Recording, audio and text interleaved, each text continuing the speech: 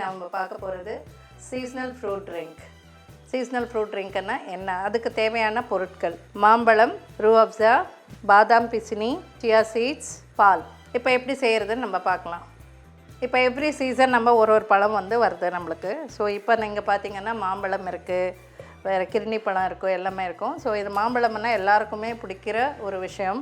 So இதனால் இது நம்ம வெறும் சர்க்கரை போட்டு சாப்பிட்றத விட இந்த மாதிரி நம்ம பண்ணி சாப்பிட்டுக்கலாம். ஸோ முதல்ல மாம்பழம் ஜாரில் மிக்சியில் போட்டுக்கலாம். இதோட இந்த ரூஅப்ஸான்றது இது ஜெல் மாதிரி. ஸோ இது ஒரு ஸ்வீட்னர் தான். இது ரொம்ப கூலிங் கொடுக்கும். அதனால தான் இது நம்ம மேங்கோவோட ஆட் பண்ணுறோம். இதோட கொஞ்சம் பாதாம் பிசினி, கொஞ்சம் பால் கொஞ்சமாக போட்டுக்கலாம் முதல்ல. ஸோ போட்டு நம்ம அரைச்சிடலாம் முதல்ல.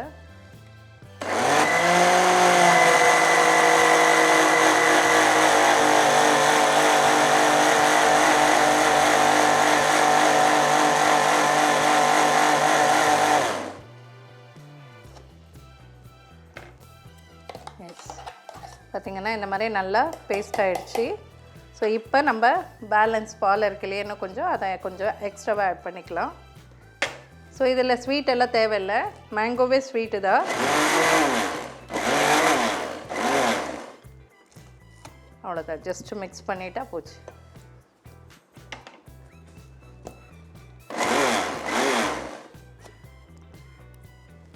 ஸோ இப்போ ரெடி ஆகிடுச்சிங்க. இப்போ இதை ஒரு பவுலில் மாற்றிக்கலாம். நம்ம மாம்பழம் கொஞ்சம் புளிப்பாக இருக்குன்னா நீங்கள் நாட்டு சர்க்கரை ஏதாவது ஆட் பண்ணிக்கோங்க. பட் மாம்பழம் ஸ்வீட்டாக இருந்தால் தேவையில்லை.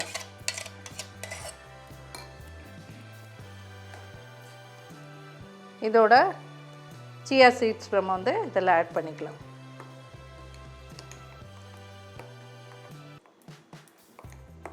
ஐஸ் க்யூப்ஸ், பாதாம் பிசினி இன்னும் ஒரு ஸ்பூன் இதில் நம்ம டைரெக்டாகவும் ஆட் பண்ணிக்கலாம். ஸோ இது மாம்பழன்றதுனால ஸ்வீட்டாக இருக்குது. ஸோ இதே ஸ்வீட்னஸ் போதும். உங்களுக்கு தேவைன்னா நீங்கள் நாட்டு சர்க்கரை ஏதாவது ஆட் பண்ணிக்கோங்க. பட் இதுவே கரெக்டாக இருக்குது. ஸோ இதோட நம்ம கொஞ்சம் ஐஸ் க்யூப்ஸ் ஆட் பண்ணிவிட்டு கலந்துக்கலாம்.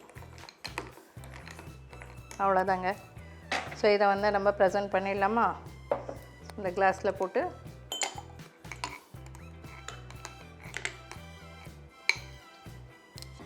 எல்லாமே மிக்ஸ் பண்ணியாச்சு.